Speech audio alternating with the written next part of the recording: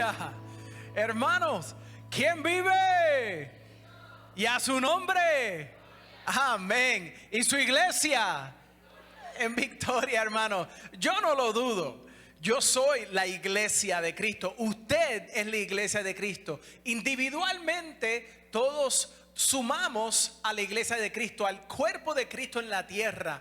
Pero qué precioso que Él es nuestra cabeza. Y así como en un matrimonio el hombre se supone que demuestre, ¿verdad?, lo bueno que es el Señor Jesús a su esposa y a la familia. Así en la iglesia, corporativamente hablando, nosotros, el pueblo de Dios en la tierra, sean judíos o gentiles, ellos son la iglesia de Cristo, los representativos de Cristo en la tierra, los embajadores, los ministros de reconciliación. Esos somos nosotros.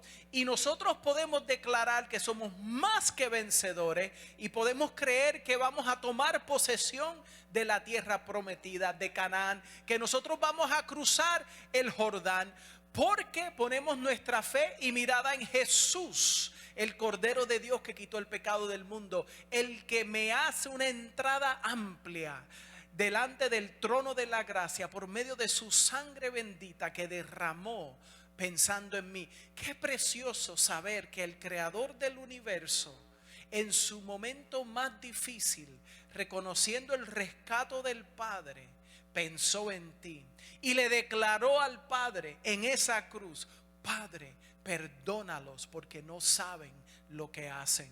Él declaró un pacto eterno, cumpliendo su propósito en venir a derrotar y destruir todas las obras del diablo. Por eso es que ya yo no tengo miedo del mañana, porque Jesús ya venció para siempre toda la paga del pecado, todas las artimañas del enemigo, todos los planes malvados del que me odia. Jesucristo lo destruyó. Ahora yo camino en mi peregrinaje confiado en las promesas de Dios, declarando su palabra absolutamente positivo, claro, pero no teniéndole temor a nada de lo que el enemigo pueda hacer.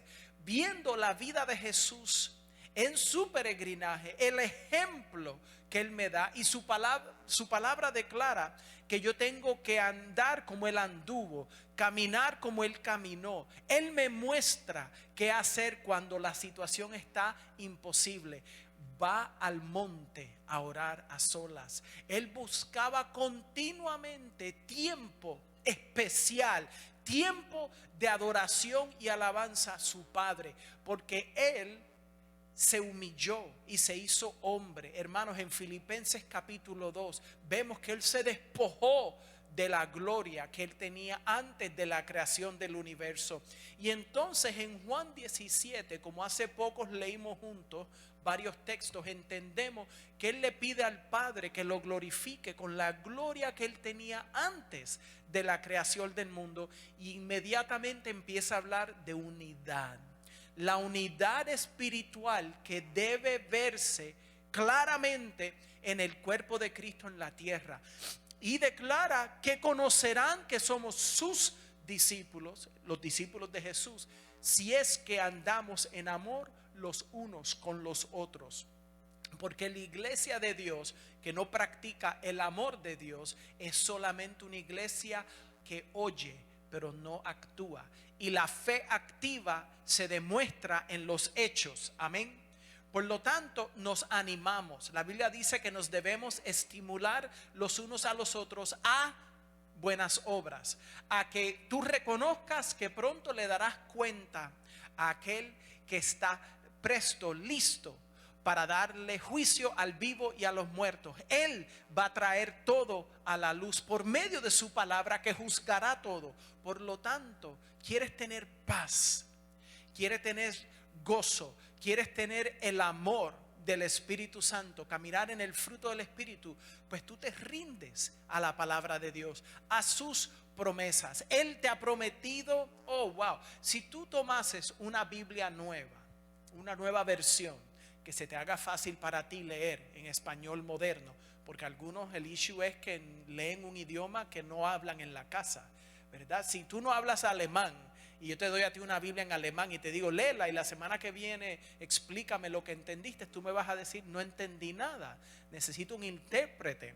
De igual manera, el apóstol Pablo en 1 Corintios 14 por el Espíritu Santo nos declara que en la iglesia solo se hablen cosas que las otras personas pueden entender en su lenguaje natural. Y si alguien profetiza, pide que el Señor le dé la habilidad de interpretar. Eso es, si hablas en una lengua angélica, ¿verdad? Una lengua que otra persona no entiende, ni tú tampoco, no te es provecho si no pides interpretación, para que el que escuche en la casa de Dios sea edificado, porque todo lo que se hace en la casa de Dios tiene que ser para la edificación del cuerpo de Cristo, sea una exhortación, sea una palabra en donde viene regaño, tiene que ser para el crecimiento de esa persona, no para humillación. Ustedes se han dado cuenta, yendo a lo que se aplica en nuestras vidas, se han dado cuenta que cuando el Señor traía sanidad, salvación, rescate, Él nunca humillaba al pecador. Él no le gritaba y le decía, tú pecador feo, te vas para el infierno, tú. No, ellos le clamaban y Él les decía, ¿qué deseas que yo haga para ti? Que me des la vista.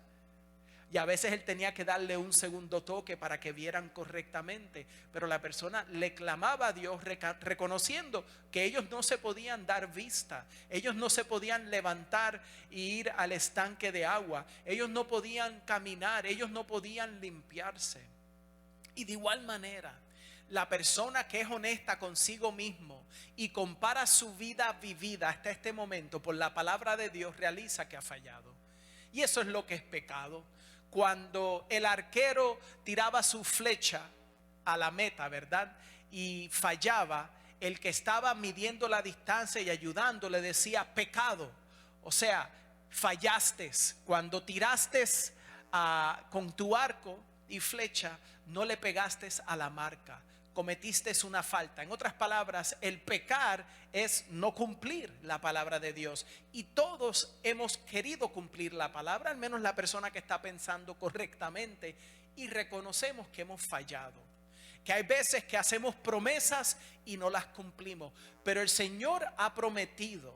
Y cuando Él promete, Él no es como un hombre que puede echarse para atrás y después cambiar de parecer de esa manera, como un hombre terrenal, y no cumplir. Y sucede en la palabra del Señor en Génesis capítulo 15, que el Señor hace una promesa con Abraham. Y en Génesis 15, vayan conmigo ahí. Y en lo que van a Génesis 15, me acabo de recordar las palabras del pastor hace un ratito. Ellos estuvieron aquí en la oficina, estuvimos juntos, compartimos. Ellos me han mencionado las dificultades que están teniendo, y él me ha pedido que por favor les dé un anuncio a la congregación de templo. Y el anuncio es: gracias por sus oraciones. Las están sintiendo, se están sintiendo fortalecidos en el cuerpo. Miss Margaret, la pastora, está teniendo en la espalda unos dolores que, aunque ella quería quedarse para estar aquí con nosotros, el pastor la mira y dice: te voy a llevar a la casa, tú no puedes. El domingo va a ser el velorio del papá de ella y el lunes el entierro, y si ella no se cuida, se le va a hacer muy difícil estar ahí para el entierro con la familia. Me pidió que supieran que el velorio va a ser el domingo de 5 de la tarde a 7 de la tarde en la casa funeraria West Cobb Funeral Home, en la 2480 Macklan Road, como a 5 millas de aquí, yendo en la Macklan. Eso es considerado Marietta, Georgia 30064. Domingo a las 5 hasta las 7. Pero en lugar de flores, no envíen flores a la funeraria en honor de el señor Henry Thomas, sino que las manden al Hospital de Niños St. Jude. O sea que si están conmovidos en mandar flores, él pidió que en su funeral no le mandaran flores, sino que apoyaran el ministerio de ese hospital que ayuda a los niños, St. Jude, ¿verdad? Ya he dado las palabras. Lo que ocurre es que el lunes va a ser un funeral con todos los beneficios militares para un veterano. o sea que solo son unas cuantas personas de la familia inmediata, pero todos nosotros hemos sido invitados, los que puedan ir el domingo de 5 a 7. Y sí, se va a mantener separación social, el que se sienta cómodo, mascarillas, etcétera.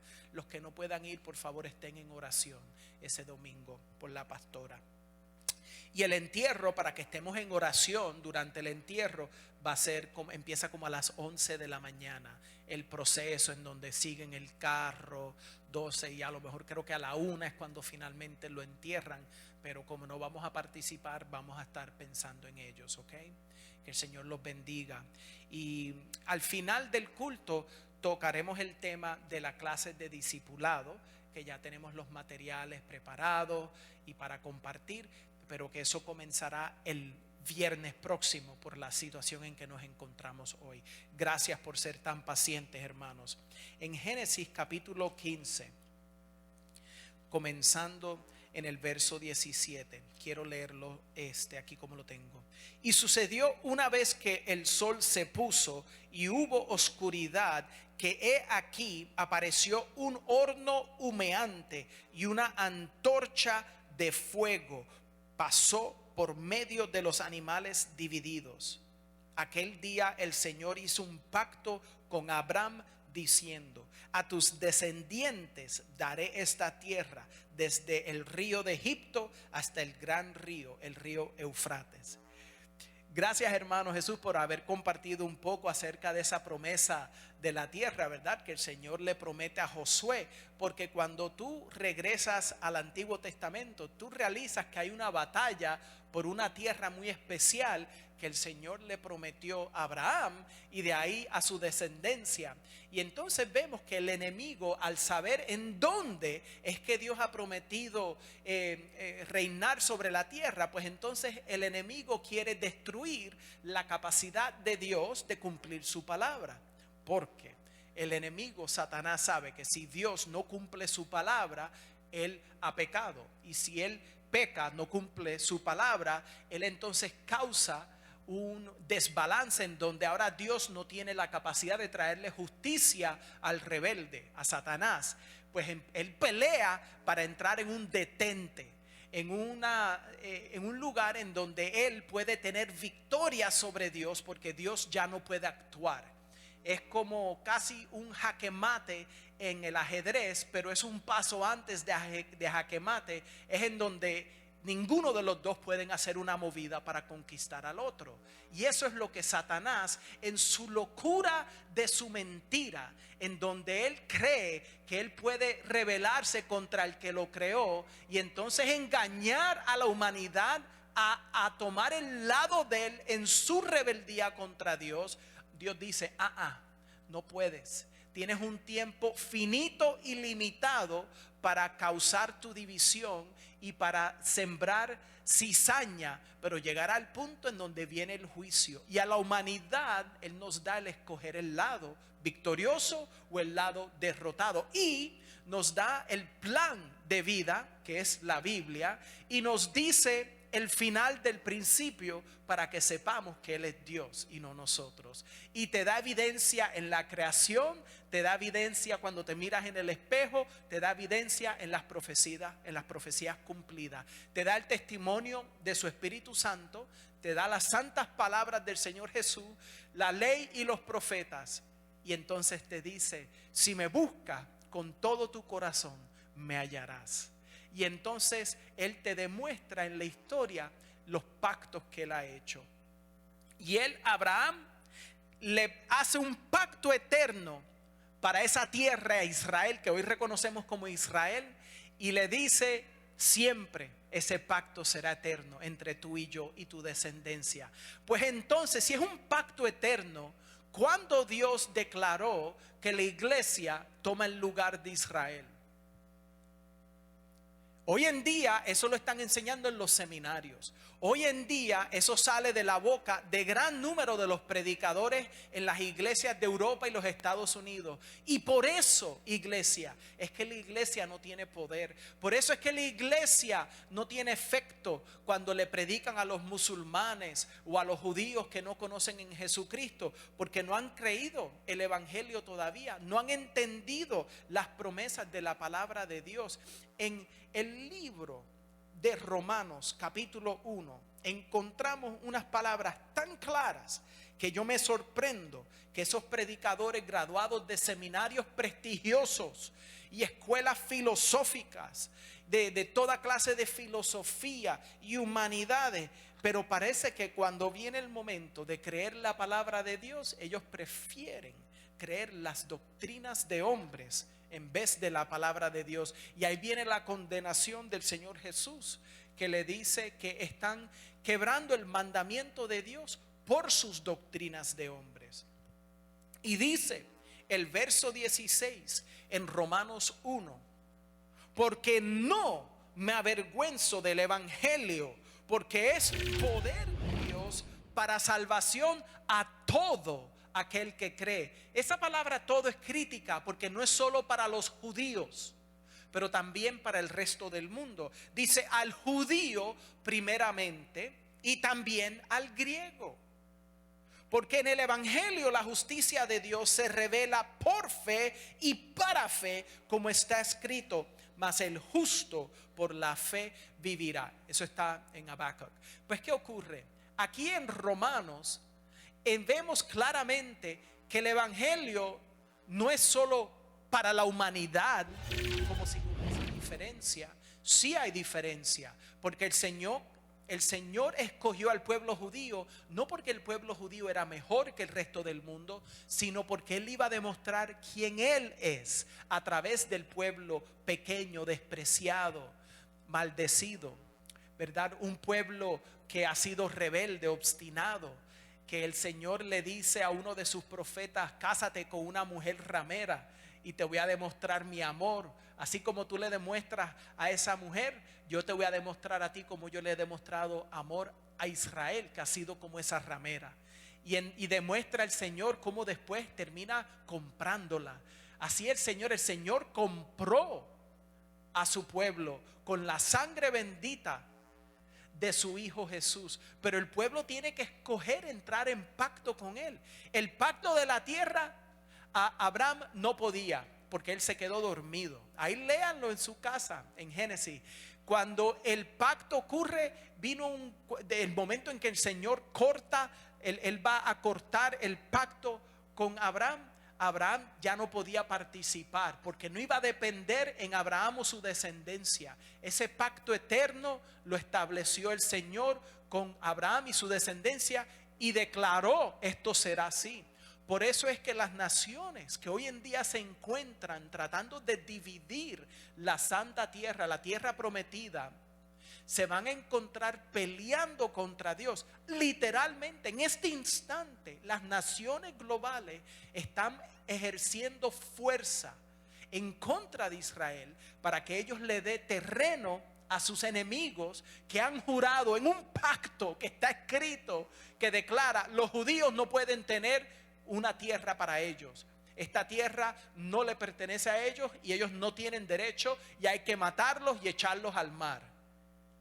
Y las naciones, Estados Unidos, mandándole información que tienen que ceder tierra. Imagínate, es como la palabra profetizaba que iba a ocurrir.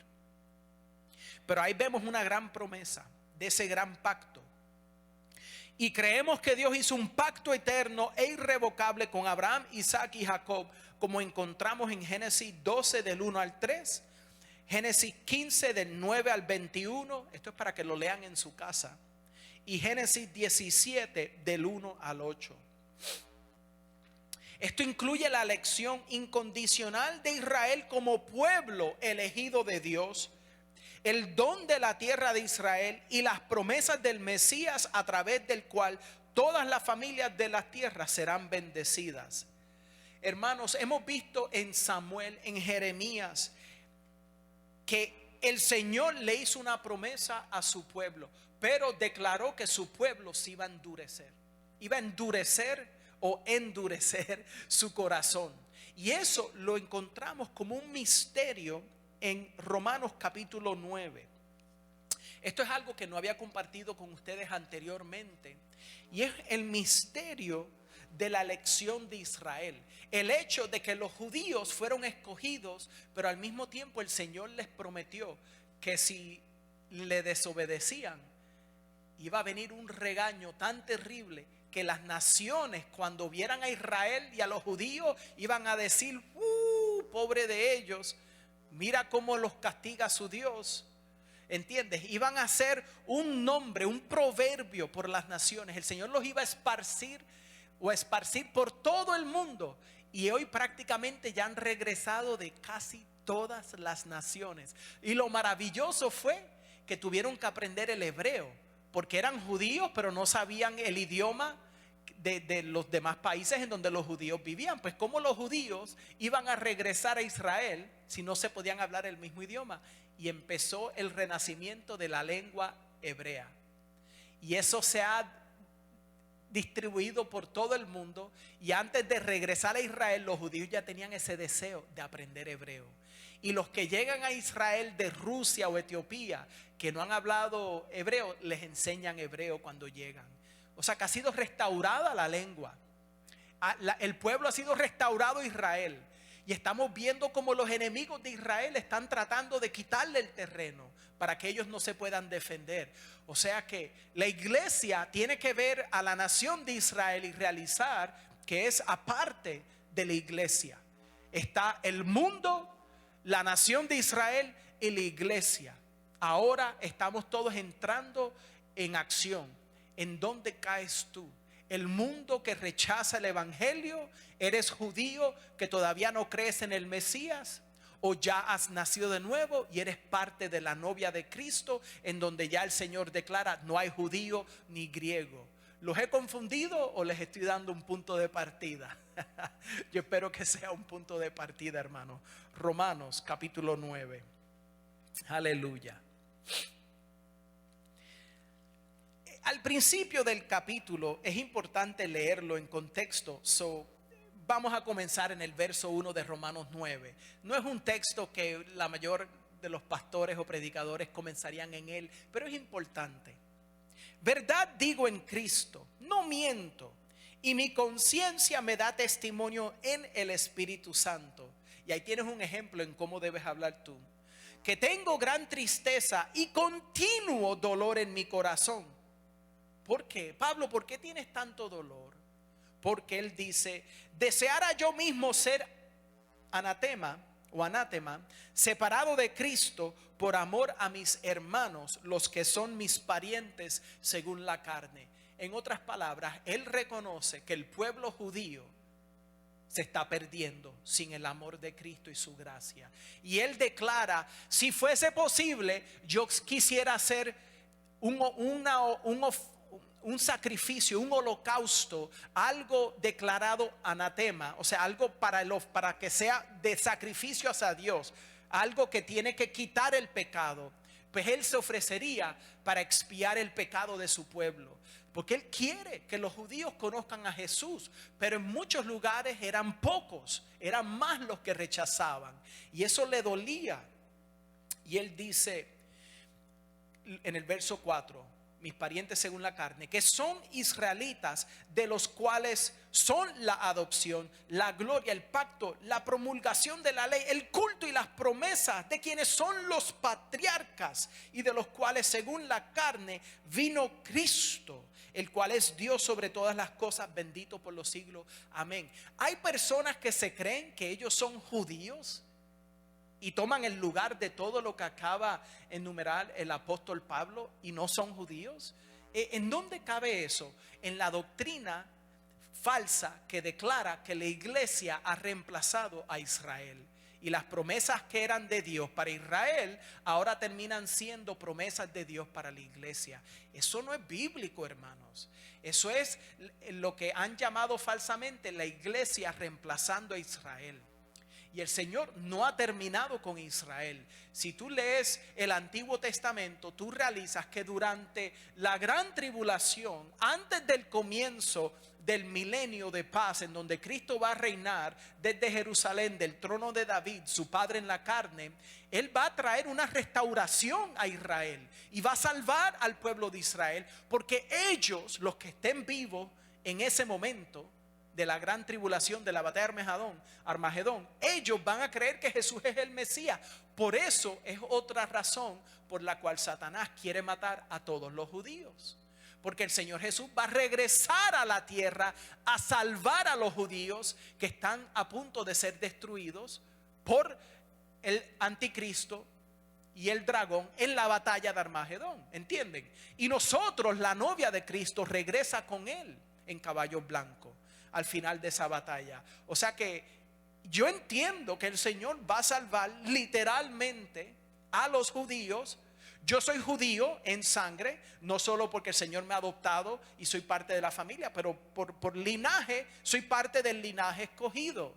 No entramos en tribus y genealogías porque no es importante, pero yo reconozco que yo tengo muchos familiares en España y yendo hacia Israel que no creen en Jesús como el Mesías y buscan en la ley palabras de vida. Y nosotros sabemos que solo son las que apuntan a Jesús como el Mesías. O sea que, ¿qué vamos a hacer? ¿Vamos a llenarnos de enojo contra el judío porque él no acepta a Jesús como el Mesías? O, como declara la palabra, vamos a demostrar el amor que tiene Dios con nosotros y nosotros a Dios, para que ellos tengan celos de la relación que yo tengo con el Dios de Abraham, Isaac y Jacob, y ellos entonces me pregunten de la esperanza que hay en mí. ¿Por qué es que tú, no siendo judío, vamos a decir, tienes tanta fe en el Dios de Abraham? Déjame explicarte.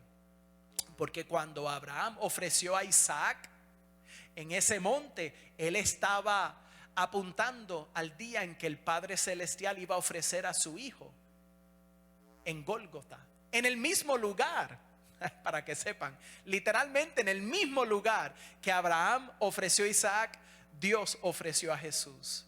Y ahí entonces tú empiezas a hacer unas conexiones en donde dices: Señor, tú no has terminado con tu pueblo judío, entonces tú no has terminado conmigo, tú no has terminado con mi familia. Y yo puedo ir al libro de Juan y yo puedo entonces ver tu gran promesa. Vayan conmigo ahí, a Juan capítulo 1, hermanos. Juan capítulo 11. Gloria sea al Señor. Aleluya. Yo he estado meditando mucho en esta palabra. Hay días que me toma mucho tiempo prepararme para compartir un sermón, y no por las razones que uno pensaría. No es que estoy haciendo un super bosquejo y estudiando en el griego y en el hebreo. No, es que realmente yo estoy: Señor, leo tu palabra, revélame lo que tú me quieres enseñar. No quiero salir de esta porción. La he leído y la he leído y la he leído. Señor, háblame. ¿Qué es lo que tú me estás diciendo? Yo veo que tú le estabas hablando a Marta, pero yo quiero que ahora tú me hables, porque tú permitiste que esta palabra estuviese ahí. Y él le declara en el verso 38.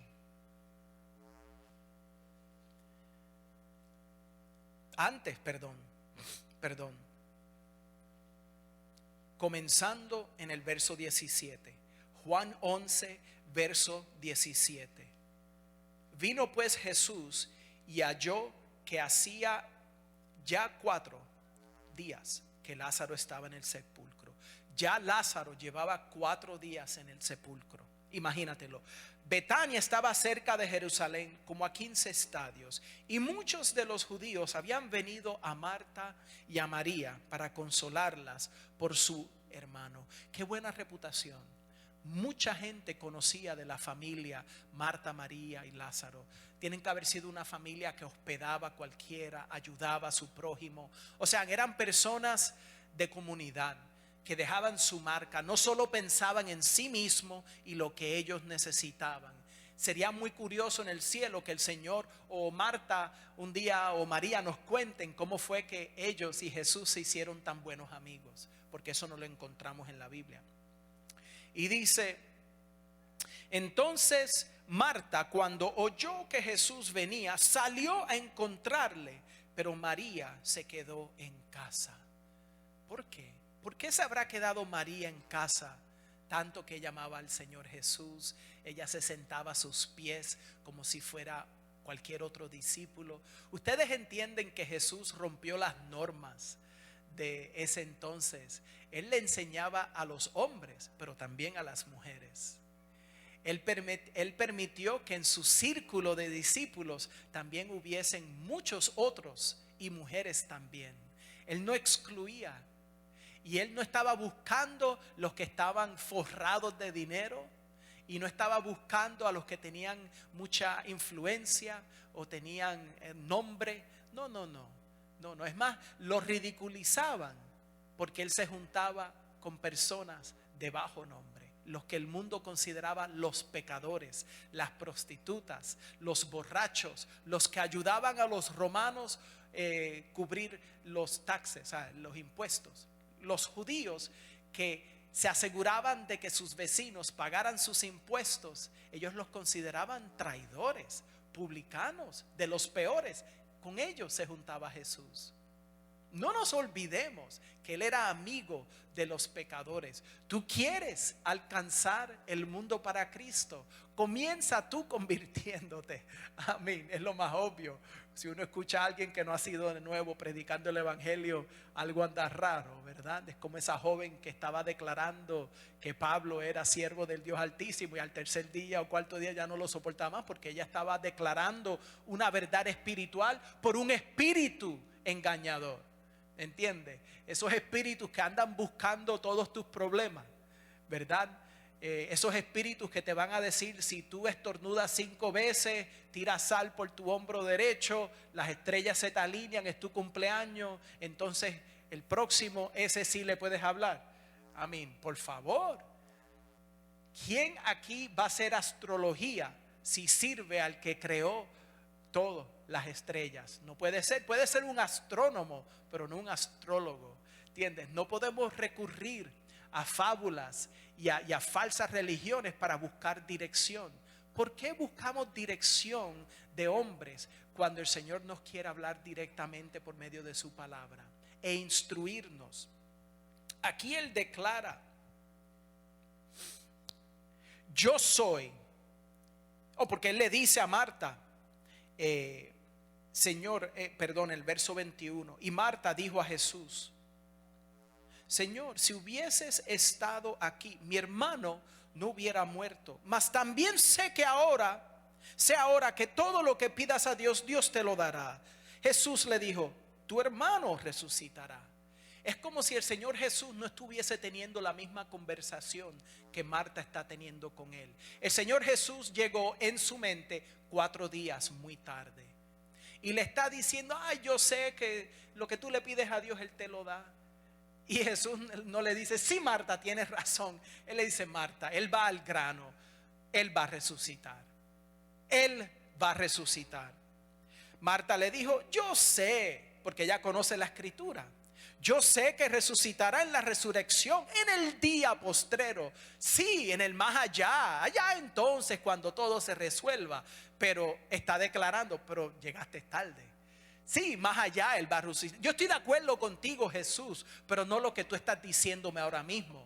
Yo creo que tú me deseas el bien después, pero no estoy seguro yo creo que tú me deseas el bien ahora. O sea, yo creo que el Señor nos está hablando a nosotros por medio de Marta, aún en la duda que ella tiene.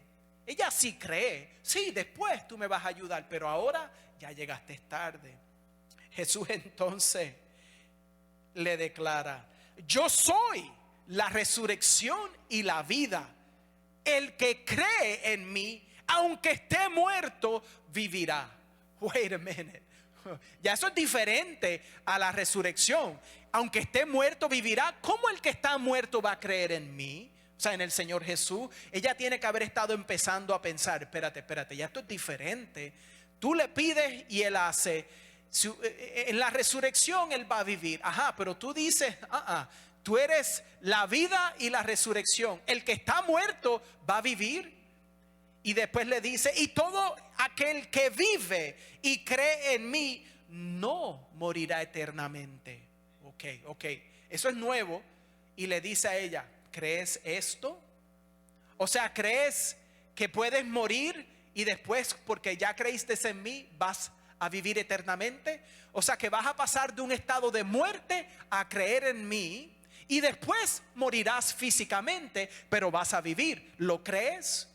You see, tú ves, el que cree eso realmente cree en Jesús, la vida y la resurrección. Él es vida eterna. De eso hablamos el viernes pasado.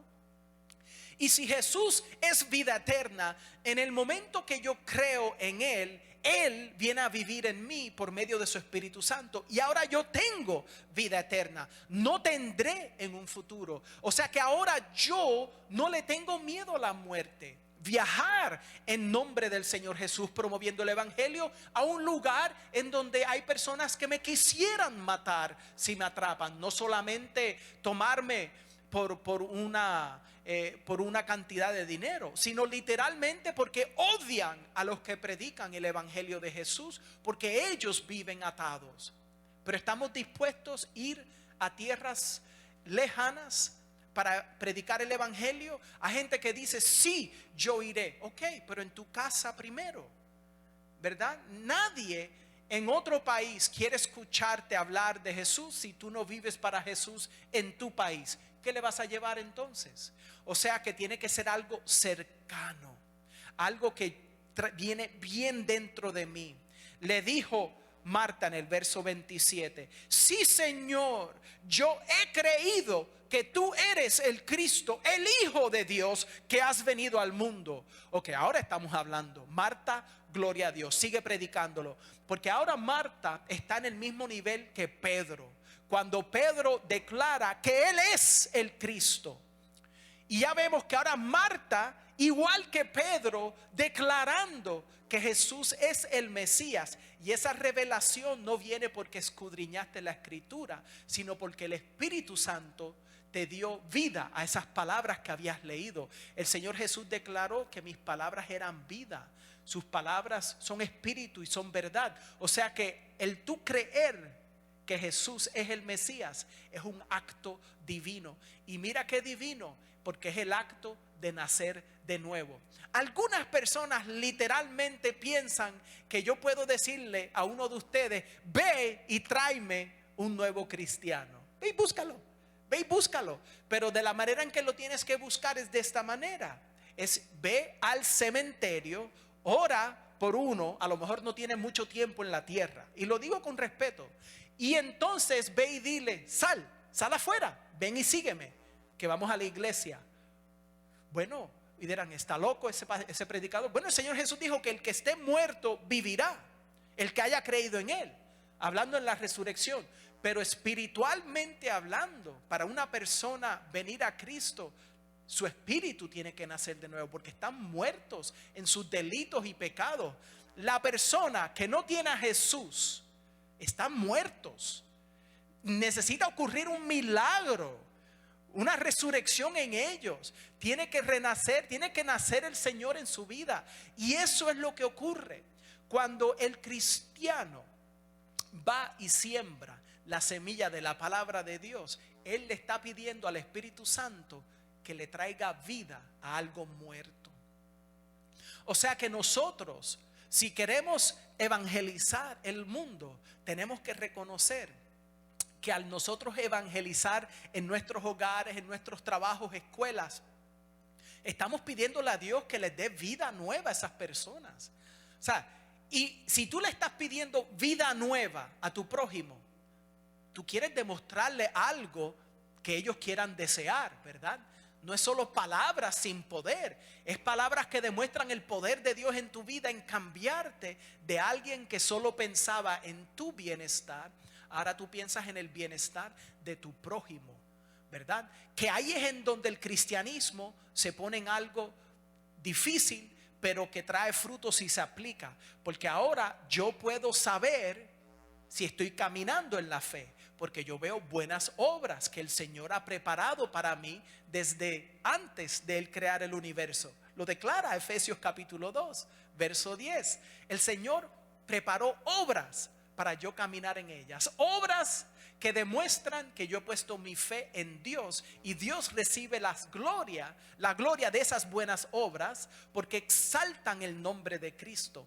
Y de la misma manera que el Espíritu Santo estaba sobre Jesús para Él hablar lo que el Padre le daba a hablar, entonces nosotros con el Espíritu Santo hablaremos al mundo las palabras que Dios quiere que nosotros hablemos.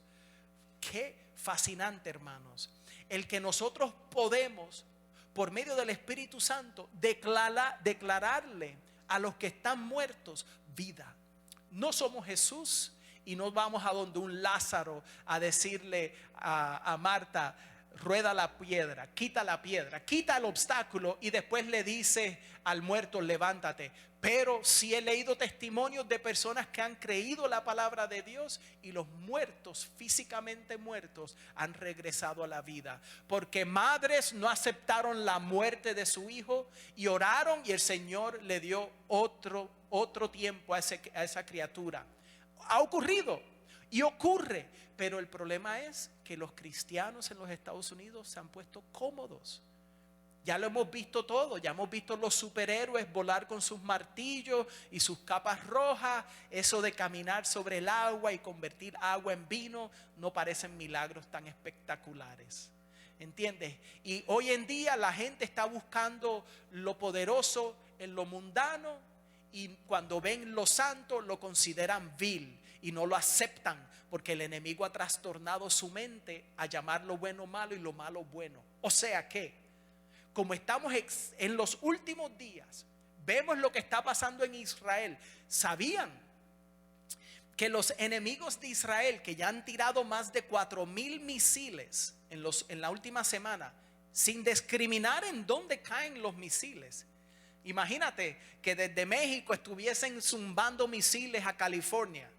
California no aceptaría eso por muchos días, ¿verdad que no? California vendría con toda su fuerza y el militar federal y acabarían con esos misiles, obviamente. O viceversa, México no aceptaría eso de los Estados Unidos. Pero el mundo le está diciendo a Israel: no te defiendas, está mal cuando te defiende.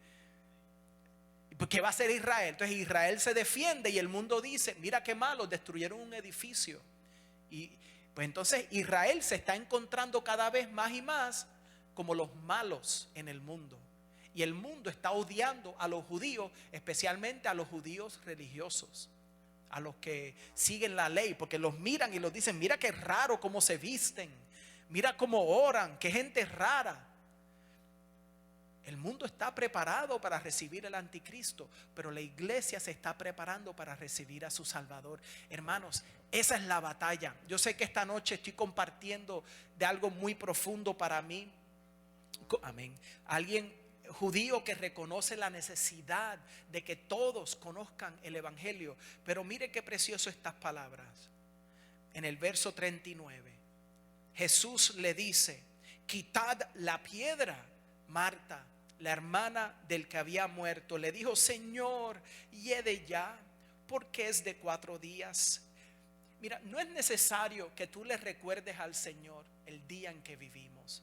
No es necesario que tú dudes cuando el Señor te dice haz. No es necesario que vayas de regreso al Señor y le recuerdes. Solo créele, hermanos. Si tan solo creyésemos la palabra de Dios, caminaremos con la autoridad del Señor, ungidos por su Espíritu Santo, trayendo vida en donde quiera que vamos, predicando el amor de la resurrección de Jesucristo. Y él le declara a ella: ¿no te he dicho que si crees verás la gloria de Dios? Entonces quitaron la piedra de donde había sido puesto el muerto, y Jesús, alzando los ojos a lo alto, dijo: Padre, gracias te doy por haberme oído. Nuevamente el ejemplo de Jesús a su iglesia. Nos presentó cómo orar y nos mostró que es nuestro Padre. Y Él nos demuestra eso: Padre, ¿verdad? No tienes que saber el nombre del Antiguo Testamento de tu Padre Celestial para saber que Él es tu Padre. Sabes que Él es Padre, tienes esa relación como hijo e hija, Padre. Y sabemos que me has escuchado. Es más, antes de yo orar, ya tú sabes lo que yo iba a pedirte. Pero a Dios le place que tú con fe le pidas, como un hijo le pide a su padre un pan o un pescado. ¿Cuánto tu Padre Celestial no les dará el Espíritu Santo a los que se lo piden? Amén. Amén, hermanos. Esa comunión con el Espíritu Santo. Y de eso vamos a estar entrando en tema, el pastor Harry y yo, en las próximas semanas, del Espíritu Santo. La llenura del Espíritu Santo, el fuego del Espíritu Santo, la comunión con el Espíritu Santo. Eso es lo que la iglesia necesita, hermanos, para que caminemos en unidad.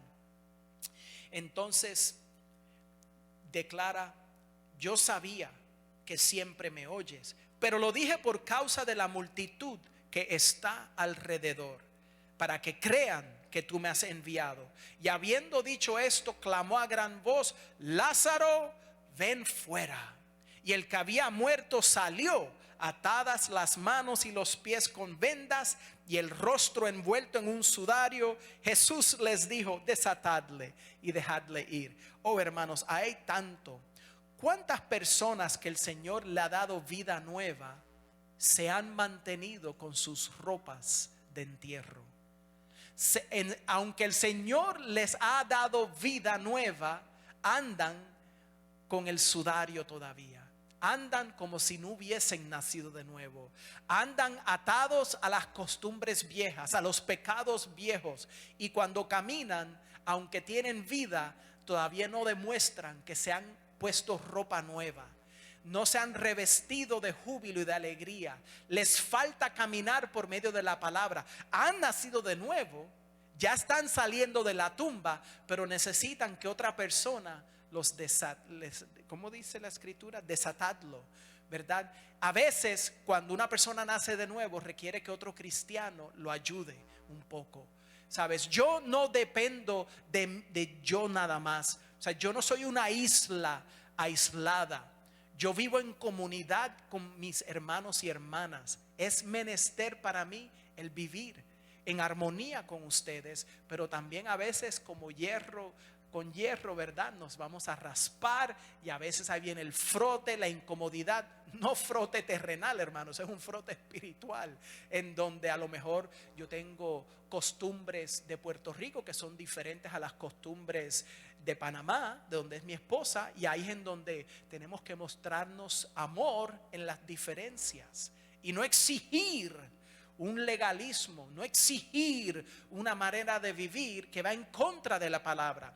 Porque los fariseos eran expertos en poner cargas pesadas y ellos no te ayudaban a levantarlas. ¿Entiendes? Porque ellos dicen pero no hacen, no muestran amor. Y ahí viene la diferencia. El cristiano, en contraste como el fariseo, el cristiano acepta que es pecador y requiere el Salvador. Y no se puede limpiar él mismo. Y está muerto en sus delitos y pecados. Y necesita escuchar esa voz. Se libre de la muerte, del pecado. Yo te perdono. Nace de nuevo. El Señor te respira y te da su Espíritu Santo y te da paz. Y ahora te promete darte un don adicional, darte una llenura para tú cumplir el llamado de Dios de id y hacer discípulos. Y te declara que te hace falta algo, como es el Señor. Él te ama, te hace falta la llenura.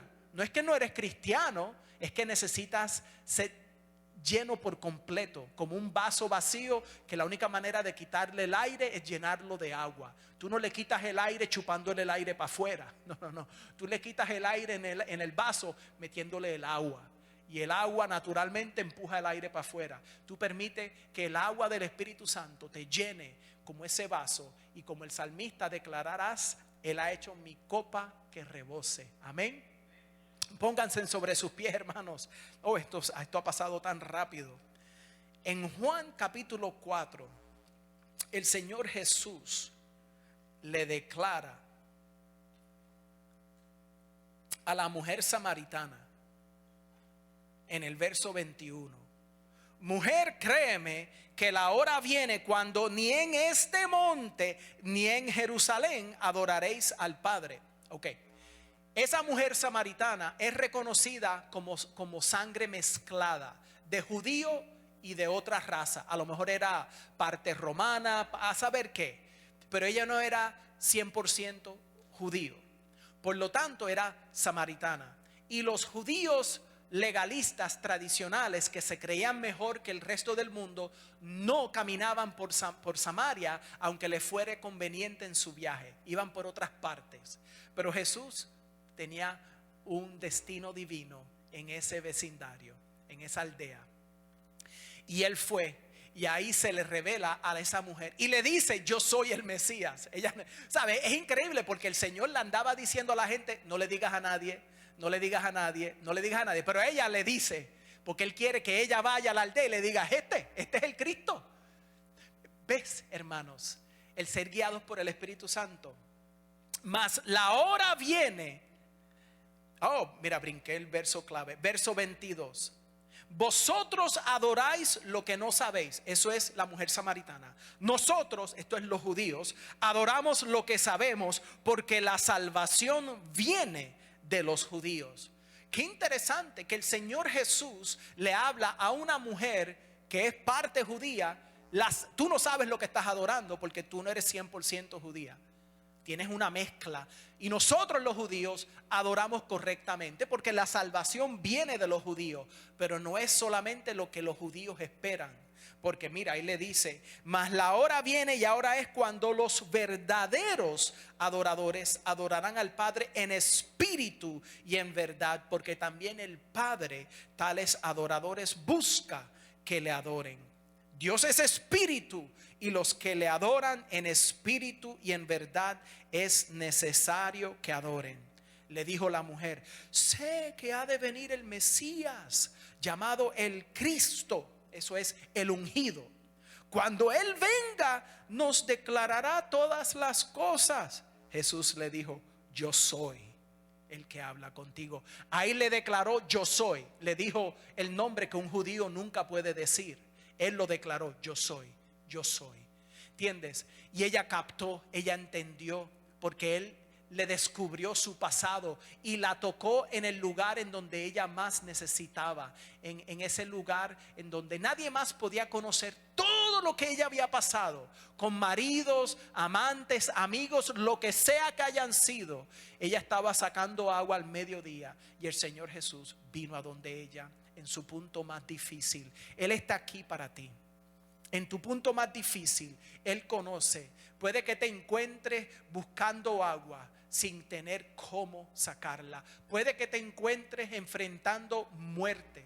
Puede que te encuentres en una crisis matrimonial, una crisis en donde tú dices: yo no sé cómo me voy a encontrar con este problema mañana. Pero déjame decirte que el Dios que yo sirvo, para Él no hay nada imposible. Él puede traer vida en cualquier situación, en cualquier matrimonio, en cualquier hogar.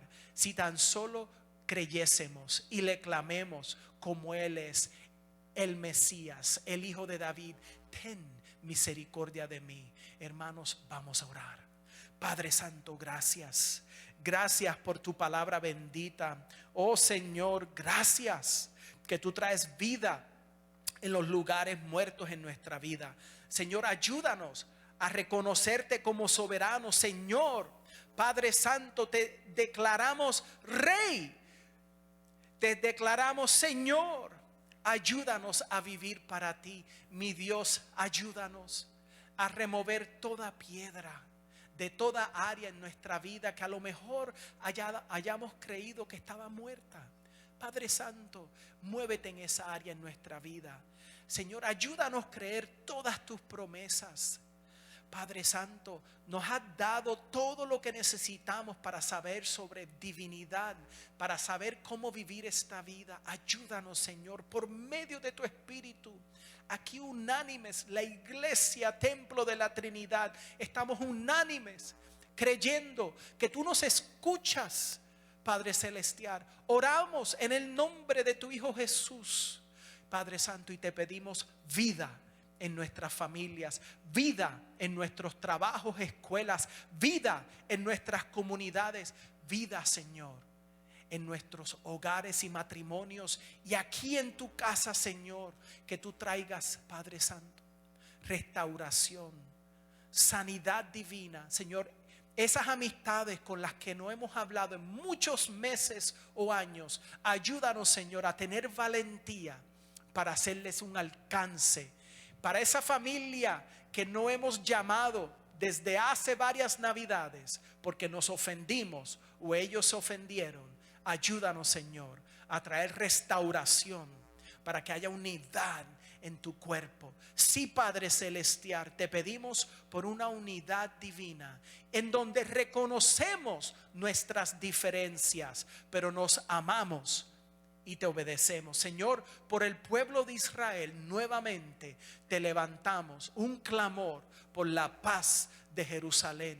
Señor, trae a luz todos los enemigos de Israel y que ellos caigan sobre sus propias espadas si no se van a arrepentir. Sí, mi Dios, trae juicio sobre las naciones que quieren dividir tu santa tierra que tú le prometiste a Abraham. Y sabemos, Señor, que nosotros un día viviremos en Israel, en la Nueva Jerusalén. Señor, te damos gracias que tú nos tienes esas moradas eternas preparadas por esa gran promesa de tu Hijo Jesús. Te creemos, Padre eterno, y te alabamos por todas tus grandes promesas. Perdónanos si hemos dudado y ayúdanos a siempre creer y confesar tu bendita y santa palabra, que por los siglos de los siglos perdurará.